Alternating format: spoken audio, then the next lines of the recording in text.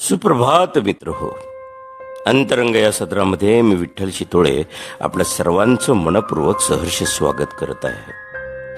वाचनात आलेला हा एक सुंदर लेख. एकदा एका जंगलात एक हरिणी बाळाला जन्म देणार असते, पण ती ज्या ठिकाणी बसलेली असते तिथे जवळच एक वाघ तिच्यावर नजर ठेवून असतो. एका बाजूला एक शिकारी तिच्यावर बंदूक रोखून उभा असतो आणि जवळच जंगलात वणवा पेटलेला असतो.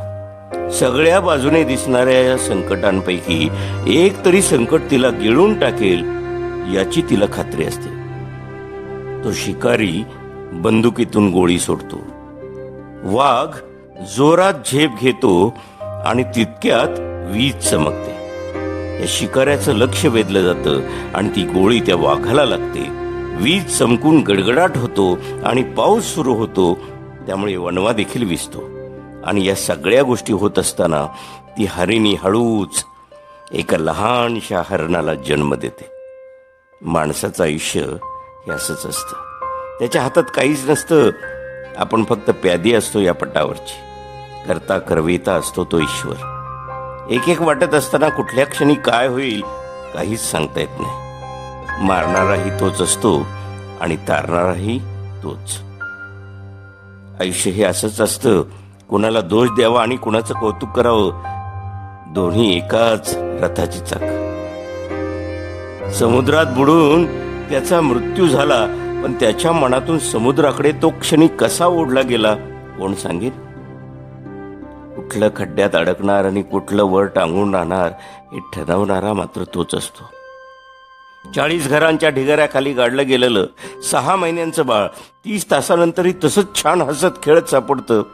त्याला त्या ढिगाऱ्यातही कुशीत घेणारं कोण असतं? नेहमीच्या रस्त्याने जाणारी एक बस अचानक एक दिवस दरीत कोसळते. तिला दरीत ढकलणारं असतं कोण? वारा की ड्रायव्हर? की ड्रायव्हरच्या डोळ्यासमोर अचानक आलेला अंधार कोण सांगेल? एका मुलाच्या रोजच्या नेहमीच्या ट्रेनमध्ये बॉम्बस्फोट होतो, पण तो त्या दिवशी ऑफिसला गेलेलाच नसतो. त्यामुळे तो वाचतो. ऑफिसला न जाण्याची इच्छा त्याला त्याच दिवशी का होते कोण सांगेल? त्या हरिणीच्या बाळाचा जन्म होताना अचानक वीज का चमकली कोण सांगेल?